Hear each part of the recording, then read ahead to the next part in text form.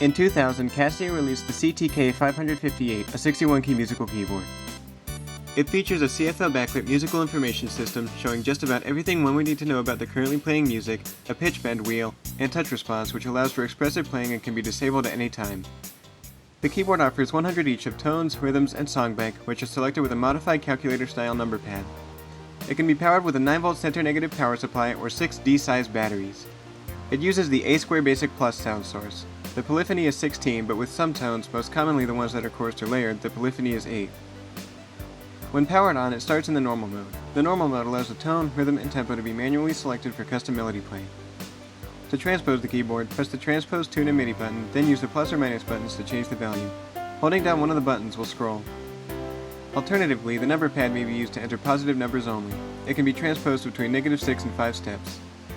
To tune the keyboard, press the Transpose, Tune, and MIDI button twice. It can be tuned between -50 and 50 steps. The tempo can be set between 20 and 255 beats per minute only with the tempo buttons. You cannot set the tempo with the number pad. Pressing both tempo buttons will set the tempo to the selected rhythm's default. The keyboard has 3 modes of custom play. The normal mode allows the whole keyboard to be used for melody play with no chords. A sustain jack is also provided for use with a sustain pedal.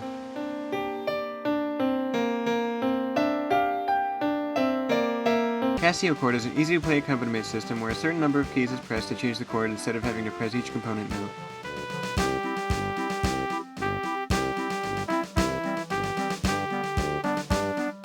The fingered mode allows chords to be played the standard way. The accompaniment keyboard has an 18-key range.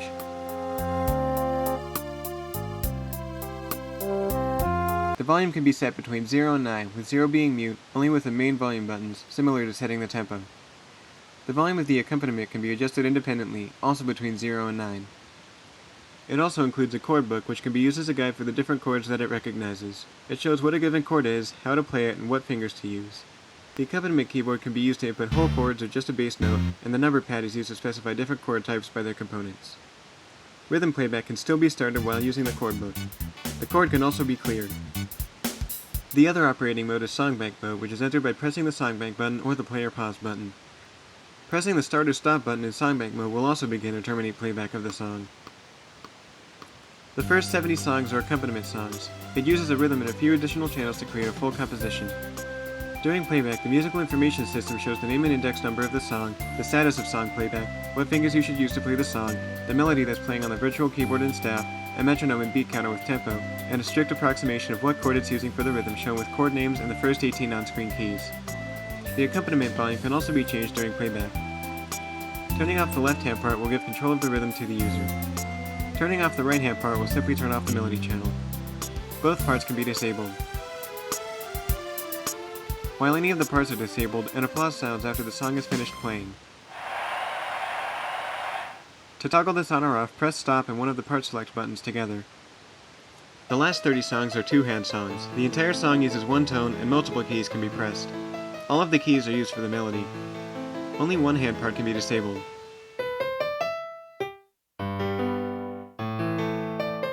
The tone of any song can be changed.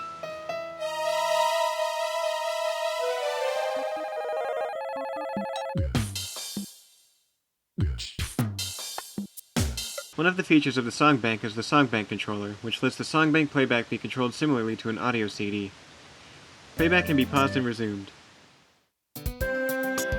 Holding rewind will take back playback. The system sounds a tone for every measure taken back. A double tone indicates that an end has been reached. Holding fast forward will skip forward in the playback. To exit songbank mode, the rhythm or tone buttons can be pressed while playback is not occurring. Pressing play or pause in the normal mode will cause it to switch to the songbank mode and play all songs consecutively. Everything otherwise behaves normally. The CTK-558 features a MIDI function, allowing you to use it as an interface to record and play songs with another MIDI device. When receiving MIDI data, it only supports note on and off data, instrument changes, pitch bending, modulation, channel volume, panning, and the sustain pedal on channels 0 to 3 for normal instruments and 9 for percussion only.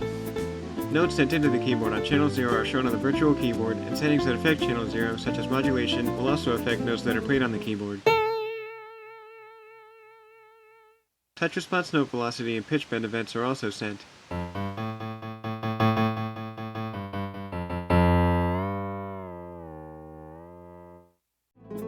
change which channel keyboard events are set to, press the Transpose Tune and MIDI button 3 times.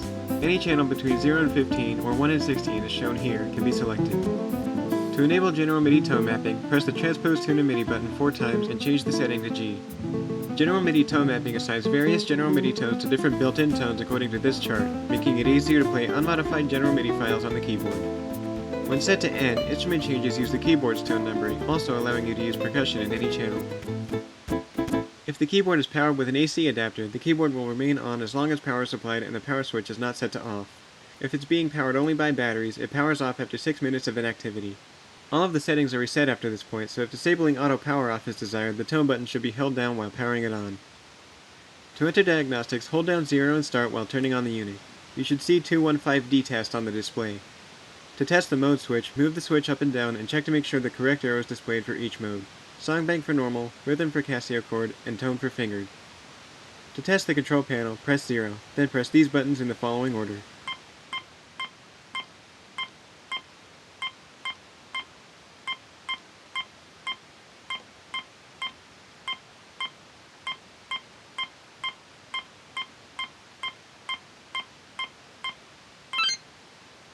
To test the sustain pedal, connect the sustain pedal to the back of the unit. Press either 1 or rhythm. You should see pedal and key on the display. Press the sustain pedal. You should see pedal on. Touch response on each key can also be tested. To test the ROM checksum, press 2. You should see ROM test followed by ROM OK. To test the sound, press 4. This will play a tone at minimum volume. Press 5. This will play a tone at medium volume. Press 6. This will play a tone at maximum volume. Press 7. This will play a tone on the left speaker at maximum volume. Press 8. This will play a tone on the right speaker at maximum volume. To test the MIDI, connect a MIDI cable to both the MIDI in and out ports. Press 9. You should get the OK screen. To test the pitch bend wheel, press minus. Tilt the wheel upward, then downward, and then center it. You should get the OK screen. You're free to test it further anyhow afterward. To test the AC adapter detection, make sure that there are good batteries installed in the unit, then unplug the DC connector from the back of the unit. Press plus or song bank. You should see P equals battery. Plug the DC connector back into the unit. Press plus or song bank. You should see P equals AC ADP. To test the LCD, press tone. It will indicate the LCD test. Every subsequent press of tone will advance between different screens. All segments on, all segments off, even text blocks with horizontally shaped and half-tone segments, odd text blocks with vertically shaped and other half-tone segments, half-tone text blocks, and other half-tone text blocks. Pressing tone again will return to the 215D test screen. To test the software power-off function, press stop. The unit should turn off. To return to normal operation, press FF. The keyboard should boot normally. The diagnostics are complete. Chord notes that are cut off of the bottom of the staff while the 1 octave up indicator is shown aren't cleared properly.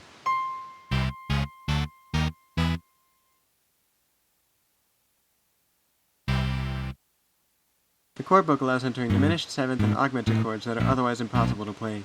This is an issue since the chord name tries to suggest that it's different. Playing a chord and starting rhythm playback at just the right time will set the chord, but all of the chord channels will still be disabled until a new chord is played.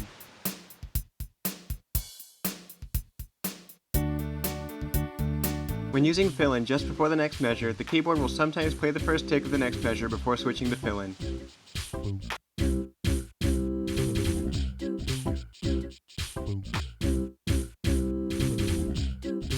Changing the rhythm, either to itself or to a different one, right at the end of a fill-in will cause that fill-in to play again.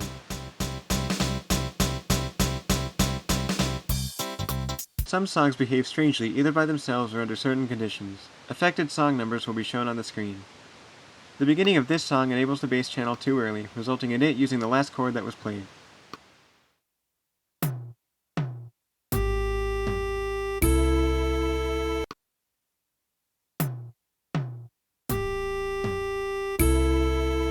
These songs have poor track management. Information was mistakenly added to channel 2 during melody play, causing channel 0 to use the instrument of channel 2, which cannot be changed.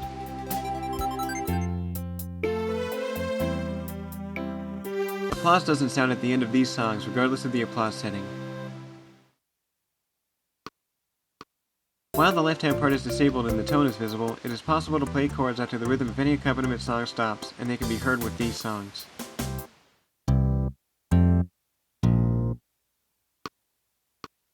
Also, with the left-hand part disabled and the tone visible, the rhythm of any accompaniment song except these will start playing using the last chord that was played.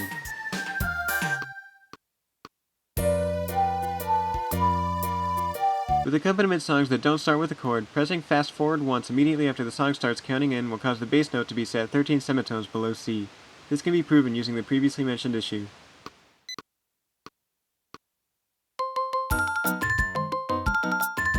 This also happens by turning off and on the left-hand part before an accompaniment song begins.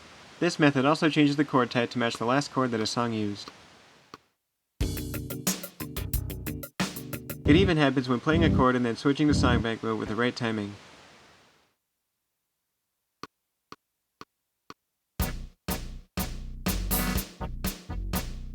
While the left-hand part is disabled and the tone is visible while a song is playing, inputting a chord while the original song changes the chord will cause the song's chord to be played instead of the chord that was input.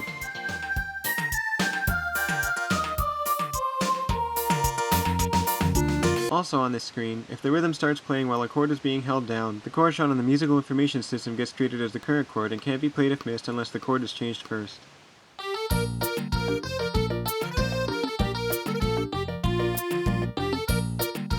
Pausing the song right before the rhythm starts playing will cause the rhythm to desynchronize with the song.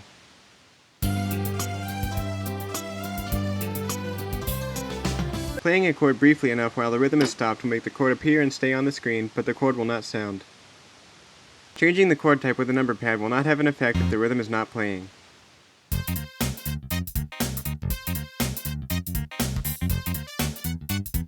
Some settings can be overwritten with bytes sent to the keyboard through MIDI when exiting songback mode. The chorus effects and the sound effect tones could sometimes desynchronize.